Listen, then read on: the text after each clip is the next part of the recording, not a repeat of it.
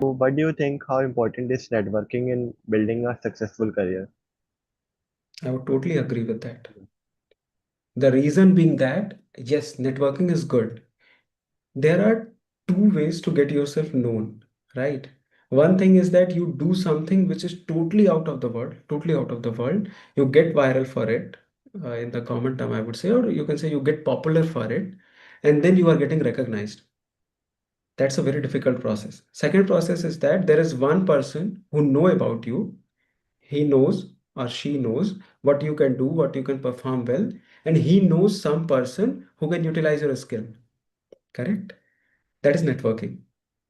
Networking is an easier way to get recognized, to get entry into anything.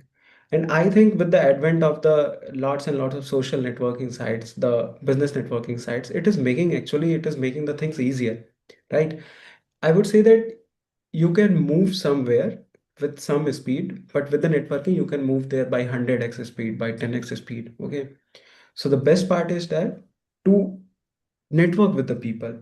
And like most of the people who have a low confidence or they are kind of a introvert or ambivert persons, they feel difficulty at that part that, okay, if I am introvert, I can't talk to people and then I can't get a networking, right? I would say that simple word is that you don't need to talk, you need to chat. That's a simple thing. Go to the LinkedIn, search for the profiles, ask them, be shameless in chatting at least, right? Say to them, okay, I want this help, please help me. If he can't, there are thousand more people with the same profile who can help you, right? And believe me, people are very kind and they can help you.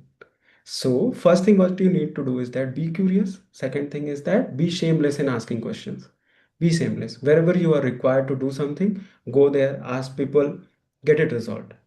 That can help you go anywhere, whether you are an introvert, whether you are an ambivert or extrovert itself. Okay. Mhm. Actually, sir, I am also an introvert and I also find it difficult to approach someone. I So, can't find you introvert. You're talking very good. Mm. whatever you said, I think it will help me a lot. Yeah. Okay, so can you share an instant where leadership made a big difference in a project you worked on? Hmm. Yep. Okay. I would give you a very recent example, which I have been working upon. Uh, there is some of the projects. What basically we do is that inside the organization there is a lot of parts which require development, right? They are not structured. There is something which you can say very complicated in that you need to resolve that. Okay. So what it does is that it flows. Leaders know what is the issue, and what they do is that they ask other leader if they can help them. Don't think that leader can do things by their own. They ask for help. Even if you go on the top of the hierarchy, they ask for help from people. Okay. So there was one recent thing like there was one task in Philippines which was getting performed, and what they wanted is that they wanted simplification to be done.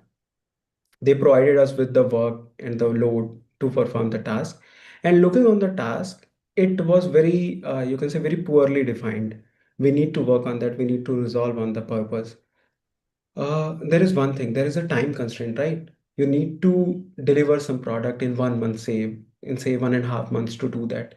And you know for the well that you can't do, you don't have bandwidth to do that. Or you can say you need to learn on that part. You need to have a discussion with people to get it resolved if there is some issue with that. Okay.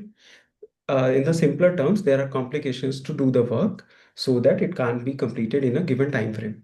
Okay. So where leadership can go is that they can understand. They can't, you can say that force things on you. Okay, leadership should be empathetic. They should understand from the perspective of a person who is below them, right? They should understand, okay, and they should try to draw a line between what's their expectation and what is the, you know, can say the realistic expectation we have. Okay, what they can do is, okay, if you can't complete in 1.5 months, but we have a deadline for 1.5 months, do one thing, develop these features in 1.5 months, and for the rest we can have a more time. That way, you see, they have simplified the procedures, they have met the deadlines also, and they have reduced the workload also. You see what the leadership is doing. They are reducing the, you can say they are simplifying the work. That is the expectation. They are empathetic, they are simplifying the work, they are making the things clear also. They are getting the things delivered, they are getting the things resolved, right? I can say that's a curious leadership skill which I have seen in the recent days in my organization. Yeah, I think, sir, everybody should work on the leadership skills. It will help them a lot in the future. That's exact. Okay. So, how does Optum as an organization encourage leadership development? Okay. So you see, every bigger organization, there is a hierarchy there. Okay. Yes. Hierarchy means that you need to start from some place, and then gradually your position will increase. Along with that, your responsibility will increase, right?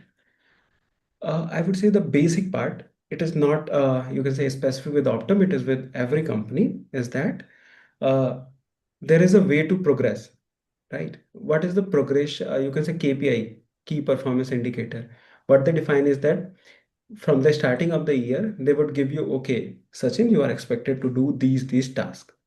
At the end of year, there is a review. They would check, have you completed all this task?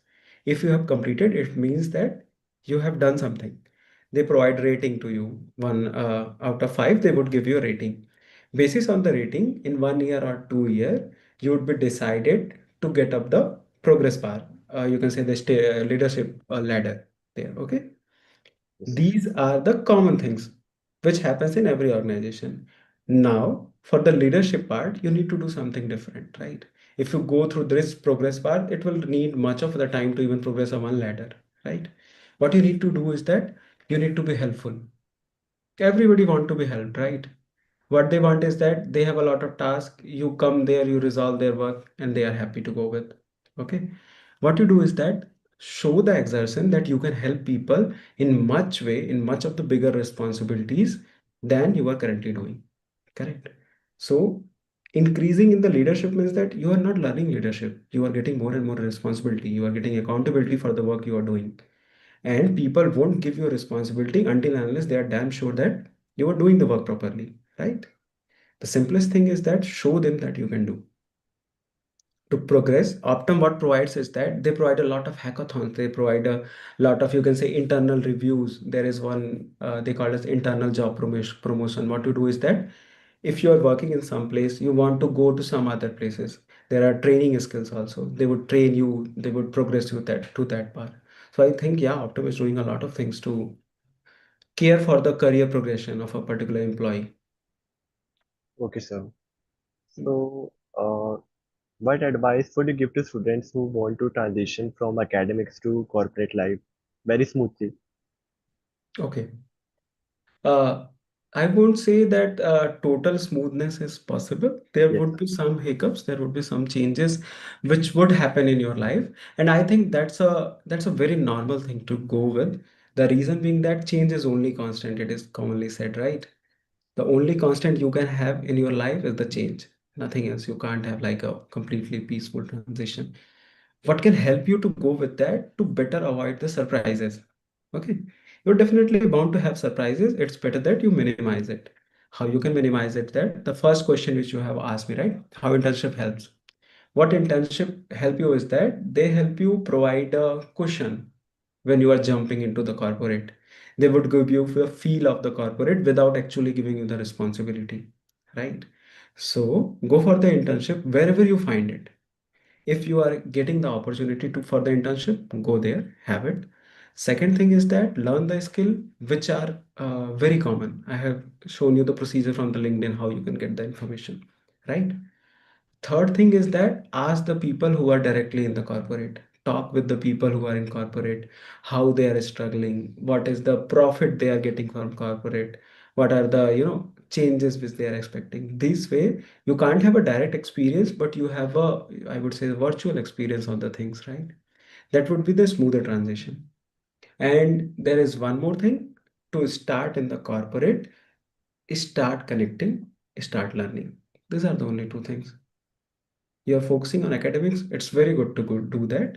The only thing for the next procedure is that learn something which is, I would say, the street logic you have, the common sense you have. Go around the people, talk to them. You would get to do something. Okay, sir. It was truly fruitful.